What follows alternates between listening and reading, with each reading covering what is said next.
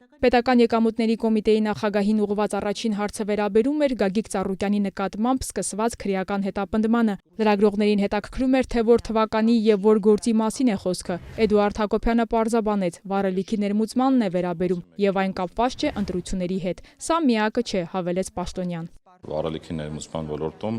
թաքցրած հարկերի մասին է խոսք գնում, որը նախկինում է ըստ էության բացահայտվել եւ այդ գործով հիմա վաղուց քրեական գործ կա հարուցված եւ այդ քրեական գործի քննության արդյունքում եկել է մի կետի մեր քննչական կոմիտեն, որ այդ գործողության անհրաժեշտությունն է առաջացել։ Զուգադիպություն էր, որ հենց ընտրություններից հետո եկաք այդ կետին։ Չեմ կարծում այդպիսի զուգադիպություն կա, ցանկացած քրեական գործ իհարկե մեր քննչական կոմիտեի գործընկերները ավելի մանրամասն կմեկնաբանեն, որտեղ իրենց տիրույթում է այս բային հարցը, որտեղ պետական եկամուտների կոմիտեից վաղուց է դուրս եկել այդ աշխատանքը, եւ բնական է, որ որոշակի հասունության ժամանակ լինում են նաեւ նմանատիպ գործողություններ։ Ընդդիմությունն ասում է, որ դիտավորյալ են անում այս հետընտրական շրջանում, քանի որ կախված է նաեւ վճռորոշ դեր ունի ԲՀԿ-ի խորհրդարան անցնել-չանցնելու հարցը, եւ դա է պատճառը, որ միայն հիմա սկսեցին, այսպես ասած, ուսումնասիրել, վերհանել այդ գործը։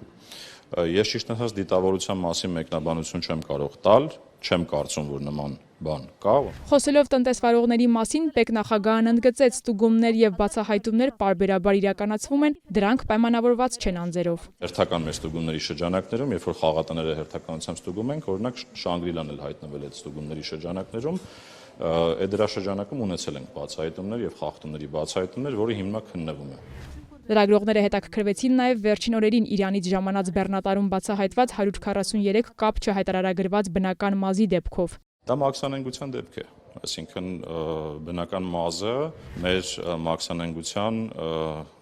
դեպքերից մեկն է, այսինքն նմանատիպ բազմաթիվ դեպքեր լինում են, ու սովորաբար ինչ ենք մենք անում, մենք փորձում ենք սահմանում դրանք կանխել։ Եվ ըստ էության բացառիկ դեպքերից մեկն է, որովհետև մազը այնպես չի, որ շատ հայտնվում է մեր ուշադրության կենտրոնում, ինչի որովհետև հիմնականում թմրանյութերն են հայտնվում,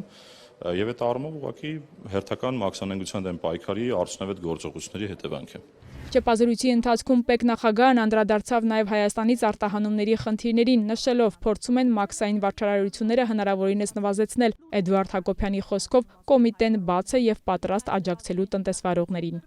Հերմինե Միքայելյան, Սյունիք լուրեր։